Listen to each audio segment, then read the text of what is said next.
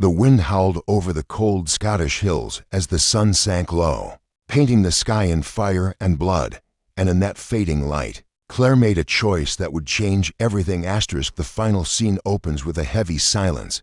The battlefield is no longer filled with the sound of clashing steel or shouting men. Instead, the air feels frozen, heavy with the weight of decisions made and lives lost. Claire stands still, her hands trembling around the small pistol she never wanted to use. Across from her, Jamie's figure is outlined by the last rays of the dying sun. His eyes lock onto hers, and there is something in that gaze, not fear, not anger, but a quiet understanding that speaks louder than words. She takes one step forward. The ground beneath her boots is damp with mud and blood. Every movement feels slower, as if time itself is holding its breath. The letter in Jamie's coat pocket flutters slightly in the breeze, the one she had written but never meant for him to read until this day. Round them, the world is fading into shadow, and it feels as though only the two of them remain. Jamie does not move to stop her. He does not raise his weapon. Instead, he tilts his head slightly, the way he always did when searching for the truth in her face. Claire's mind races with every shared memory, the laughter, the battles, the moments when they held on to each other against impossible odds. She knows what she is about to do cannot be undone, yet she also knows that walking away would destroy them both in a different way. A single shout in the distance breaks the stillness. It is a warning, a reminder that others are watching, that this moment will be remembered by more than just the two of them. Claire draws in a breath, steadying herself. Her finger tightens on the trigger, and the cold metal feels like ice against her skin. Jamie closes his eyes, not in surrender, but in trust. The kind of trust that only comes from a love tested in fire and loss. The shot rings out, sharp and final, cutting through the evening air. Birds explode from the nearby trees, their wings beating like drums in the sudden quiet. Jamie falls to one knee, and for a heartbeat, she thinks she has killed him. But then his eyes open again, and there is something almost defiant in the faint smile on his lips. Around them, the hills remain silent, holding the secret of what truly happened in that moment. The shot still hangs in the air, echoing between the hills like a question no one wants to answer. Claire lowers the pistol, her breath quick and uneven, but her eyes fixed on Jamie. The world around them feels unreal. The shouts from the distance fade to a dull hum. The smell of gunpowder lingers, and every heartbeat feels heavy enough to be heard.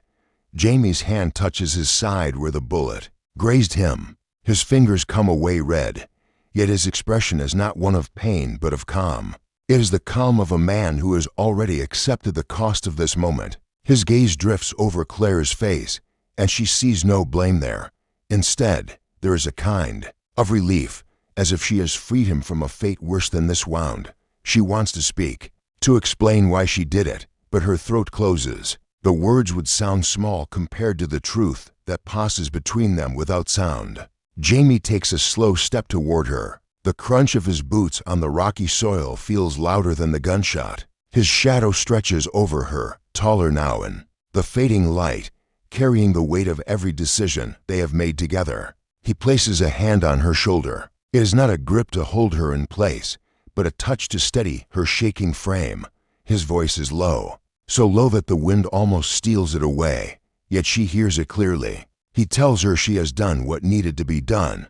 His tone holds no judgment, only understanding. Behind them, the sound of approaching riders grows louder. The moment they shared is about to be swallowed by the chaos of what comes next. Claire wipes her hand against her skirt, leaving a dark smear she does not notice. Jamie turns his head toward the noise, his jaw set, ready for whatever they will face. But before they move, he leans close enough for her to catch his last quiet words. Words that carry the promise of both protection and farewell. The pounding of hooves draws closer, breaking the fragile stillness between them. Claire and Jamie turn together, standing side by side as riders crest the ridge. Their silhouettes cut against the burning sky, weapons glinting in the dying light. The ground trembles with their approach, each step of the horses bringing the storm closer. Jamie adjusts his stance, shifting his weight to his good leg. The graze from Claire's shot still bleeds, but he does not falter. His hand rests on the hilt of his sword, not out of fear, but out of readiness. Claire stays close, feeling the heat of his presence like a shield. Her fingers tighten around the empty pistol, knowing it is now more symbol than weapon. The riders fan out, forming a half circle that traps them in. Dust swirls around their boots, and the smell of leather, sweat, and gunpowder fills the air. Their leader dismounts, moving with the certainty of someone who believes victory is already his. His eyes study Jamie, then shift to Claire, narrowing, as if searching for weakness. Jamie's voice cuts through the tension, steady and clear. He tells the man they have nothing to surrender. There is no tremor in his tone, no hint that moments ago Claire's bullet had nearly taken his life.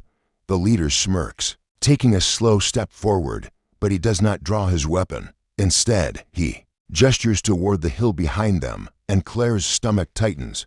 From the crest, more figures appear, some familiar, others strangers. Among them is a face Claire did not expect to see again, a face she thought was lost to the shadows of their past. The sight twists the air between them, pulling old wounds to the surface. Jamie's grip on his sword tightens, and Claire's breath catches in her chest. The leader speaks again, this time offering them a choice that is no choice at all. Surrender and live under his command, or resist and watch everyone they care. For fall, the wind rises, whipping at their hair and clothes, carrying the smell of rain. Thunder rumbles far off, a warning that both the weather and their fates are about to break.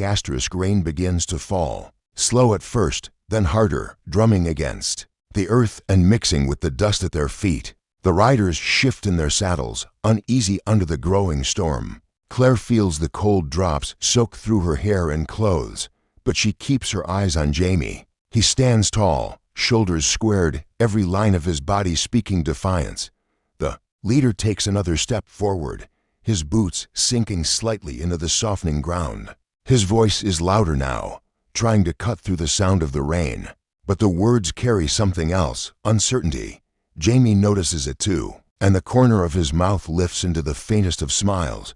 He knows something the man does not. Claire catches the flicker of movement in the distance, figures emerging from the tree line, moving with precision, cloaked by the mist. At first they seem like shadows, but as they draw nearer, she recognizes them, allies she thought were days away, warriors bound by loyalty to Jamie. They spread out, flanking the riders, turning the half-circle into a trap of their own making.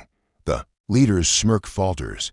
His men glance around, sensing the shift in power. The rain runs down the edge of his coat, and his hand twitches near his weapon. But he does not draw. Jamie steps forward, his voice carrying through the storm, telling the man that the field no longer belongs to him. It belongs to those who stand together, unbroken. The air is charged now, not just with the storm, but with the knowledge that one wrong move will ignite the fight. Claire feels the tension coil around them like a living thing. She can taste the metallic bite of adrenaline, hear the distant crack of thunder answering the unspoken challenge between the two men. Then Jamie speaks words meant only for her, low enough to be drowned by the rain to anyone else. He tells her that the shot she fired was never meant to take his life, but to signal their allies hiding beyond the ridge. She understands in an instant, the trust in his eyes when he closed them, the reason he did not resist. It was all part of a plan only he could have crafted in the middle of chaos. The leader's voice breaks through again, but it no longer carries the same strength. Around him, his men shift uneasily as the circle tightens. The storm swallows the last light of the day, and in that darkness, the balance of power changes forever. The battle in the rain may have ended, but the meaning of that final shot still burns in the minds of fans. For some, it is the clearest sign yet that Jamie and Claire's bond has reached a level beyond words, a trust so deep that even a gun between them could not break it. The fact that the shot was a signal, not an execution, changes how we see the entire scene. It was never about betrayal. It was about strategy, timing, and a silent language only they share. In the larger story of Outlander, this moment also reshapes the path ahead. It confirms that Jamie is willing to risk his life, not only for Claire, but for the cause he believes in. It shows that Claire is no longer the outsider from another time, but a true part of his world, capable of making choices as hard and calculated as his own. That changes how the future may unfold, because now they are equals in both love and war. Fans have already begun to spin theories about what this means for the timeline. Some believe the shot's timing may have altered events in ways that will ripple into the future. Was the arrival of their allies always meant to happen, or did that moment bend the path of history itself? Others argue that this was a fixed point, something destined to occur no matter what choices they made. If that is true, then Jamie and Claire's actions were not rewriting fate, but fulfilling it. There is also a deeper layer for those who follow the lore closely. Time travel in Outlander has always carried rules and consequences. Could the decision to stage this moment trigger unseen effects later in the story? Theories suggest that allies saved here may play pivotal roles in battles yet to come, or that enemies who survived will return with greater force. The ending leaves just enough unanswered to keep every possibility alive. And then there is the question of the emotional cost. Even if the plan succeeded, the image of Claire aiming at Jamie will not fade easily. Trust can survive such moments, but it is shaped by them. This could mark a turning point in their relationship, one where love and survival are no longer separate, but woven together in ways that can never be undone. When the rain finally stopped, the field lay silent, but the silence did not feel like peace. It felt like a pause before the next storm. Jamie and Claire stood together, their allies forming a protective circle around them. The threat had been pushed back, but not erased. The enemy had retreated with eyes that promised they would return. This ending does more than close a chapter. It opens several doors at once. The future of Fraser's Ridge now hangs in the balance. Will their victory here inspire loyalty among other clans, or will it draw even more dangerous enemies to their gates? Every choice they make from this point forward will shape the survival of those who follow them. For Claire, the question of time itself still lingers. She has seen how one decision can ripple through history like a stone thrown into water. The shot that signaled their allies could have consequences she cannot yet measure. Will it protect the future she knows, or will it rewrite it into something unrecognizable? Jamie carries his own burden into what comes next. He has survived wounds both seen and unseen, but survival comes with a cost. Leaders are not measured by the battles they win, but by the battles they can prevent. And with the shifting alliances of this land, he will need more than a sword to keep their home safe. The ending leaves us with powerful images. A ridge under storm clouds, a couple who have faced time, war, and loss, still standing side by side, the sense that their fight is far from over, and that the real war, the one for their future, is only beginning. Season 8 or the next chapter will not simply be about survival. It will be about legacy, loyalty, and the question that has always haunted them: how much are they willing to lose to keep the life they have built? The storm had passed, but the ground still carried the memory of it. Pools of water reflected the gray sky, and the smell of wet earth hung in the air. Jamie and Claire stood together, the weight of the day pressing on their shoulders. Yet neither stepped away. Round them, the field was quiet, the kind of quiet that comes only after a hard fight has been won.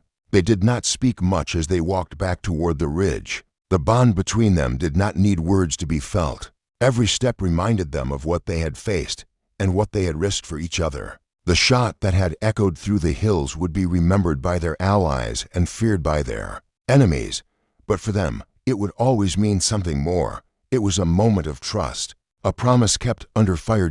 As the sun broke through the thinning clouds, a beam of light touched the ridge ahead. It felt like a sign, though neither of them would say it aloud. They knew the path forward would not be easy. The threats that waited beyond the horizon were many, and the cost of protecting their home would be high. Yet the way they walked side by side, unshaken and unbroken, told its own story. This ending was not the close of their journey. It was a turning of the page. The battles ahead will test them in ways they cannot yet imagine. But if this moment has proven anything, it is that together they can bend the weight of time, fate, and war to their will. And as long as they stand together, no storm, no enemy, and no shadow from the past will ever truly defeat them.